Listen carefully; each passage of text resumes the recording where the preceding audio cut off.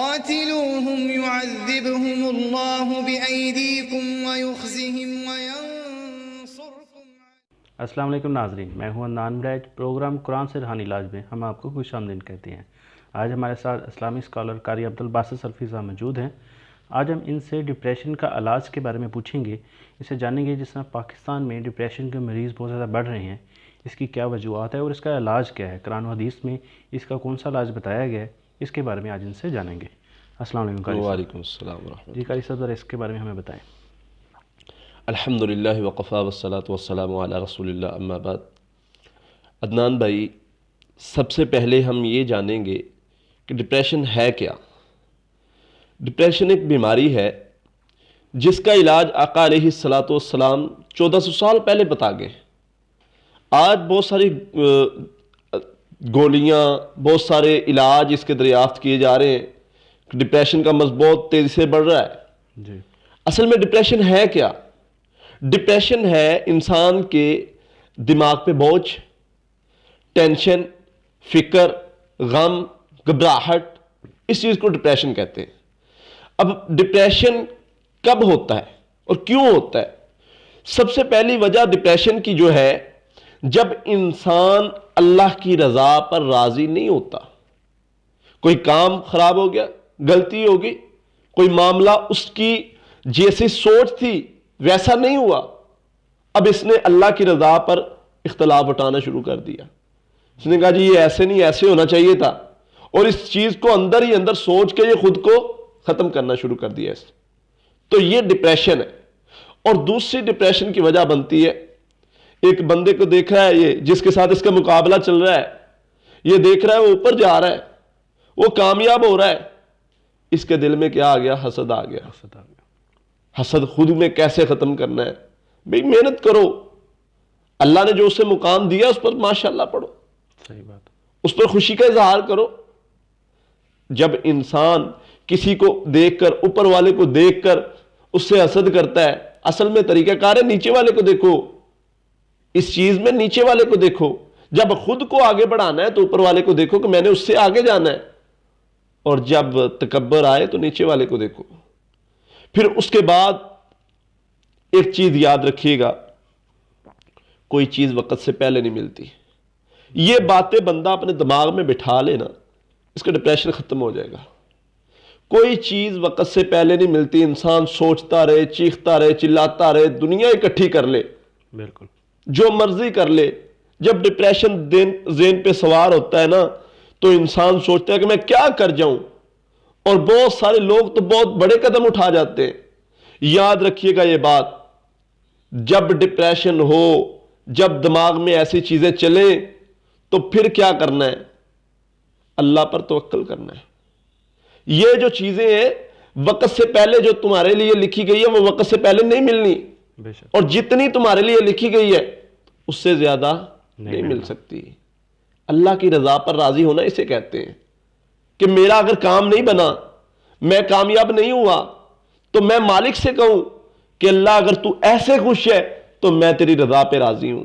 جو بندہ اللہ کی رضا پر راضی ہونا سیکھ لیتا ہے، وہ کامیاب انسان بن جاتا ہے، بے شک، وہی کامیاب ہے۔ اس کو ڈپریشن نہیں گھیرتا، وہ ان چیزوں سے پریشان نہیں ہوتا۔ تو کامیابی کا راز، ڈپریشن سے بچنے کا راز، اللہ کی رضا پر راضی ہونا ہے۔ جو ملا ہے، وہ جو میرے مقدر میں تھا وہ مجھے ملا ہے، جو میرے مقدر میں نہیں وہ مجھے نہیں مل سکتا، اور جتنا میرے لیے لکھا تھا اور جتنے وقت بعد لکھا ہے وہ مجھے تب ملے گا، اب نہیں مل سکتا، میں اب لاکھ کوششیں کرتا رہوں۔ تو ایک ڈپریشن کو ختم کرنے کی یہ بھی چیز ہے۔ اس کے بعد ڈپریشن کو ختم کرنے کے لیے سب سے آسان حل صبر، شکر اور توکل کر لے۔ جو بندہ یہ تین چیزیں اپنی زندگی میں رکھ لے، یقین کرے وہ دنیا کا کامیاب ترین انسان بن سکتا ہے۔ صبر، مشکلات، پریشانیاں، تکالیف، لوگوں کی باتوں کے سامنے صبر، اپنے نفس کے خلاف صبر، ہر معاملے میں جو بندہ صبر کرتا ہے وہ بندہ کامیاب ہو جاتا ہے۔ بے شک، وہ بندہ وہ شیطان کے وسوسوں کے پیچھے نہیں لگتا۔ اللہ فرماتے ہیں یہ کب ہوتا ہے ڈپریشن؟ ڈپریشن ہوتا ہے الذی یوسوس فی صدور الناس اللہ فرماتے ہیں میرے نبی پناہ مانگیے کس چیز سے؟ اللہ یہ جو وسوسے ڈالتا ہے شیطان آ کے ذہنوں میں، یہ ڈپریشن تو شیطان کا وسوسہ تھا، مومن کیوں اس کے پیچھے لگ گئے؟ کیا وجہ بنی؟ کس چیز نے اس کو پیچھے لگا لیا؟ شیطان کس چیز کا وعدہ دیتا ہے؟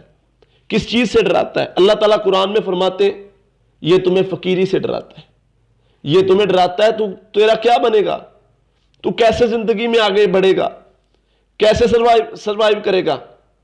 تو یہ چیزیں جو ہیں یہ انسان کو شیطان کی طرف سے آتی ہیں کہ تو چل نہیں سکتا دنیا کے ساتھ، دنیا آگے بڑھ رہی ہے، تیرا کچھ نہیں ہوگا۔ تو ایسے حالات میں کیا کرنا ہے؟ صبر کرنا ہے۔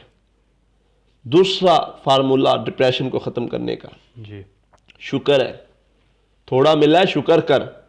تو اپنے سے نیچے والے کو دیکھ، تجھے اگر اللہ نے گاڑی دی ہے تو دیکھ بائک پر جا رہا ہے، سردی میں ٹھہر رہا ہے۔ تجھے اگر اللہ نے بائک دی ہے تو دیکھ سائیکل چلانے والے کو، تجھے اگر اللہ نے سائیکل دیا ہے تو پیدل جانے والے کو دیکھ، اگر تو پیدل چل رہا ہے تو اس کو دیکھ جو چل نہیں سکتا۔ جب یہ باتیں انسان میں آ جاتی ہیں تو انسان ڈپریشن کا شکار نہیں ہوتا۔ ہم کیا دیکھتے ہیں؟ ہمارے اندر خامی یہ ہے، ہم آگے والے کو دیکھتے ہیں وہ آگے بڑھ گیا ہے، میں کیوں نہیں بڑھا؟ اور یہی بات شیطان بار بار اس کے ذہن میں گھمائی جا رہا ہے۔ شکر کرنا ہے، ناشکری نہیں کرنی، یہ ڈپریشن کو ختم کر دے گا۔ تیسری چیز اللہ پر توکل، وَمَن يَتَوَكَّلَ عَلَى اللَّهِ فَهُوَ حَسْبُهُ۔ اللہ فرماتے تجھے مدد چاہیے، کامیابی چاہیے، تو چاہتا ہے تو آگے بڑھے، تیری روز کی منزلیں آسان ہو جائیں، تیرے پہاڑوں جیسے ٹارگٹ جو تم نے بنائے ہوئے ذہن میں وہ تو طے کر لے، تو اس کے لیے کیا کرنا ہے؟ اللہ پر توکل کرنا ہے۔ وہ سامنے تجھے تیری منزل نظر آ رہی ہے، تو دیکھ رہا ہے کہ میں وہاں تک نہیں پہنچ سکتا، لیکن تجھے توکل اتنا ہے اللہ پر کہ میرا اللہ مجھے وہاں تک پہنچائے گا، اور تم محنت کر رہا ہے، اللہ تجھے ضرور پہنچائے گا۔ یہ تیسری چیز ہے جو ڈپریشن کو ختم کر دیتی ہے، صبر، شکر اور توکل۔ جو بندہ ان تین چیزوں پر عمل کر لیتا ہے اس کا ڈپریشن ختم ہو جاتا ہے۔ تیسری چیز ایک اور بات، مومن جو ہے اس میں ڈپریشن کیوں آیا؟ اللہ فرماتے ہیں شیطان تمہیں ڈراتا ہے فقیری سے، اور میں تم سے وعدہ کرتا ہوں، اگلی آیت میں اللہ فرماتے ہیں میں تم سے وعدہ کرتا ہوں کہ میں تمہیں غنی کروں گا، تمہیں میں بڑھا کے دوں گا، تمہیں میں اور زیادہ دوں گا۔ تو یہ شیطان کے وسوسوں کے پیچھے کیوں لگا انسان؟ مومن کی تو شان ہی الگ ہے۔ مومن کو تو اللہ نے مرتبہ اور مقام ہی بہت دکھایا ہے۔ محمد رسول اللہ صلی اللہ علیہ وسلم، آپ کے صحابہ کو دیکھیے، ان کا کردار دیکھیے، ان کی شان دیکھیے، وہ کیسے 313 لڑ جانے والے، کیا تھا؟ اللہ پر توکل تھا۔ مومن تو اللہ پر توکل کرتا ہے۔ تو اس لیے جو بندہ یہ چیز پیدا کر لیتا ہے، مومن میں یہ چیز نہیں آنی چاہیے، اسے اللہ پر توکل، یقین، یہ چیز جو ہے یہ ڈپریشن کو ختم کر دیتی ہے۔ ایک میں وظیفہ بتاتا ہوں جو آقا علیہ السلام نے بتایا ہے۔